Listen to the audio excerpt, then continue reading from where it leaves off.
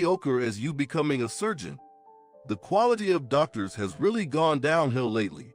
Excuse me. I graduated from Harvard, you know? I'm on a different level than you, a nobody. The man saying this, laughing mockingly, is my colleague named Daniel Parker. You should try to improve your skills a bit more if you're a doctor. After saying his piece, Daniel seemed satisfied and left the place laughing. Phew. Finally, he's gone. Just as I thought that, someone tapped me on the shoulder. Don't worry about him, Gilbert. Susan. The one who tapped my shoulder was Susan, a nurse. She is an experienced nurse and also the head nurse overseeing all the nurses in this university hospital. It's just that Gilbert, who is popular with the patients, doesn't amuse him. Ah, is that so? Yes. Daniel's consultations are known for his rude and arrogant demeanor, and he only gives rough explanations without considering the patient's feelings. Indeed, just as she said, I hadn't heard many good things about him. But I heard he's performed quite a few surgeries. How dare he say such a thing? He's only been standing in front, always assisting only, and hardly ever performing surgeries himself. And when he does, it's only the simple ones that any doctor should be able to handle. Frowning, she made these critical comments, and I could only respond with a wry smile. Standing in front refers to acting as the primary assistant to the surgeon. Although it doesn't mean actually making incisions on the patient's body, it must be a great experience watching numerous surgeries at such close quarters. As if to back him up, I shook my head. I don't have that much experience as a lead surgeon myself. Hearing this, the frown on her face disappeared, and now smile lines formed on her cheeks. Gilbert, you're fine. You always handle your patients gently and provide careful consultations. Above all, your accurate diagnoses have led to early detections and saved many patients. I just made decisions based on the situation. Then she puffed her cheeks out, seemingly dissatisfied with my modesty. Here we go again, Gilbert's modesty. You could stand to be a bit more confident. As we were talking, her pager beeped. It's a mobile phone used in the hospital. My pager went off. See you later. Yes, see you. Susan encouraged me to have more confidence, but I'm not such a great person. Because I haven't been able to save those I truly wanted to save. Gilbert, are you really going to become a doctor? Yeah. I told my parents and school that I'll apply for medical school after graduating high school. Oh, can you really do it? You faint at the sight of blood. I will. Because I looked at her lying in front of me. She was lying there, connected to various tubes. I'd do anything to cure your illness. Thank you. She responded with a sad smile. Without really confronting the expression she made, I naively thought about my own dream and responded with a beaming smile. Wait for me. I'll become a doctor who can heal any injury or illness, your illness too. To that, she showed a surprised expression but soon smiled kindly. Yeah, it's a promise. Not just for me, but save others too. You'll become that kind of doctor. Sure, it's a promise. We made a pinky promise. Doing that, she cried. She cried while laughing. I'm happy. With that, she was crying and laughing. I didn't know at that time. Her days were numbered and that day would be our last. As I was lost in memories of our last moments together, Susan rushed over to me. What's wrong, Susan? An emergency case is coming in by ambulance right now. What's the condition? The patient has a skull exposure and abdominal bleeding from a car accident. Also, the right leg is fractured, and the paramedics are handling first aid. Skull exposure. The organs might be ruptured too. Please prepare the oar. I requested the operation room be prepped when Daniel showed up. An emergency case. After asking, he turned to me with a mocking smirk. You can't handle this, so I'll perform the surgery. Thus, the surgeon would be Daniel, and I would assist. When word got out that I was entering the OR, staff gathered from all over the hospital, saying, Gilbert, who hardly ever operates, is in the OR. But right now, I can't afford to care about who was coming. The patient, hurriedly brought into the OR on a stretcher, was covered in blood from head to abdomen, and the right leg was twisted in an unnatural direction.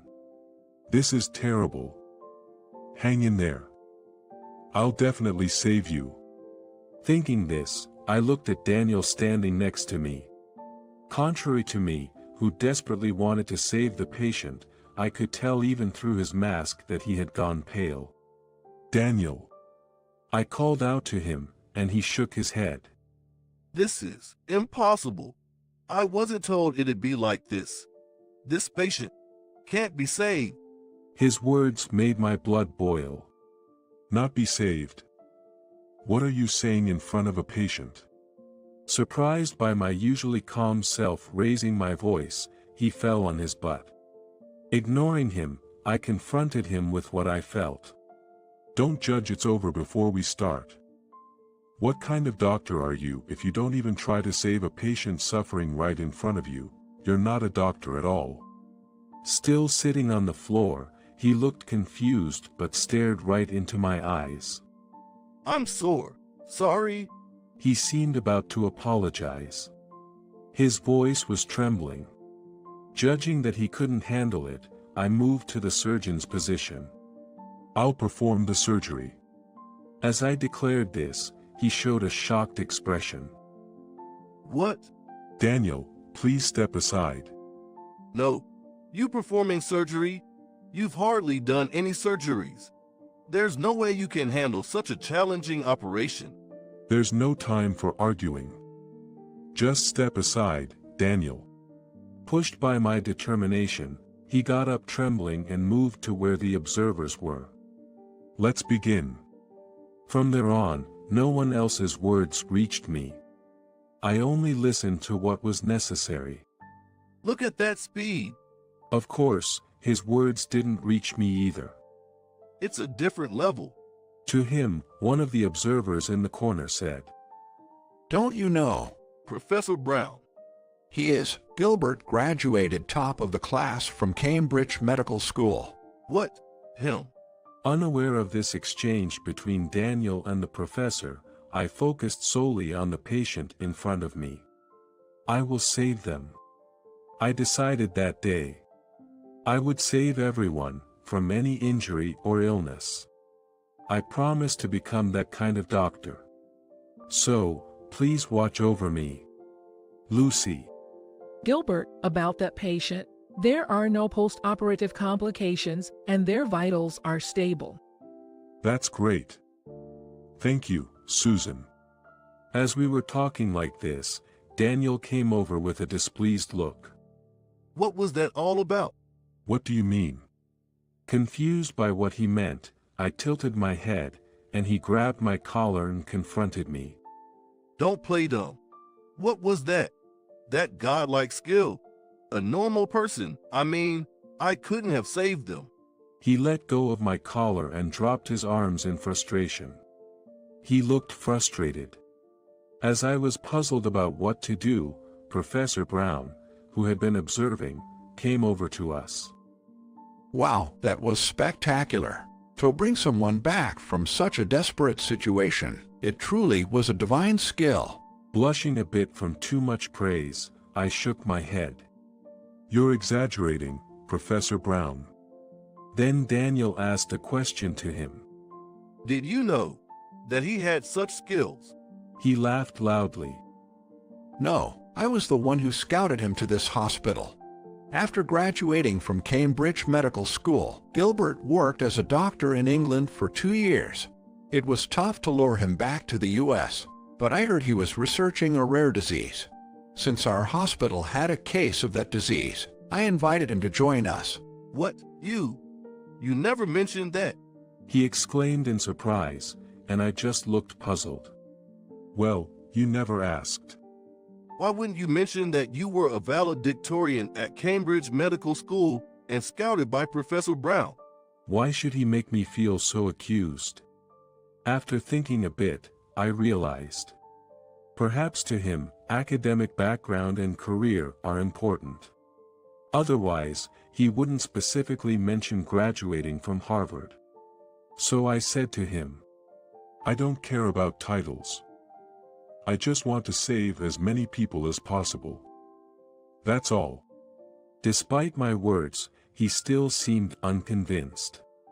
Then why didn't you perform more surgeries as a lead surgeon? That's because. His question was reasonable. As I struggled to respond, Professor Brown explained on my behalf. It's because Gilbert only operates on patients that no one else can save. Although the number of surgeries he has led is small, all were severe and challenging cases. Yet, Gilbert saved them all. Hearing this, Daniel began to tremble. Does that mean he doesn't show up for less serious cases? Professor Brown cheerfully responded. Well, that's about right. In fact, you couldn't even perform the surgery in front of that patient. You just sat down in defeat. Oh, such a response will make him even angrier. Thinking so, I looked at his face, and it was indeed turning red with anger. Ignoring Daniel's state, Professor Brown continued. Gilbert is an excellent doctor. There's hope for you too, Daniel. Strive to be like him. Well, I'll be off now. And he left the scene. Left behind were only Susan, Daniel, and myself. Daniel, recalling his past attitudes towards me, had an awkward expression. Without paying much mind to Daniel, she slapped my shoulder. Well, Gilbert, you graduated from Cambridge Medical School and were the valedictorian. Yes, well. It's not something to brag about. What are you talking about? You've got something way more impressive to brag about than just being from Harvard University. No wonder your consultations are so precise. I'm going to be relying on you a lot from now on, Gilbert. She said this while enthusiastically slapping my back. After finishing with me, she turned to Daniel and started patting his back too. You too, Daniel. You should take a leaf out of Gilbert's book. Look, even Professor Brown says you've got potential. Buck up. I thought. Susan, such a fearless woman. I could feel a murderous aura emanating from a downcast Daniel. I've got to go check on patients now. See you later. After she left, I heard. Hey. A much deeper voice than usual coming out of Daniel. Startled by the depth of his voice, I blurted out an odd, "Whoa." Then he pointed sharply at me. I will not lose to you. I will become a doctor who doesn't need to hand over surgeries to someone like you. Having said his piece, he seemed to have regained his resolve and left with a determined look. Watching him go, I couldn't help but chuckle softly. I don't know what it is, but if it got him motivated, that's good. I need to keep pushing myself too. Thinking this, I headed to my consultation room. 3 years later, I had established a treatment for a rare disease.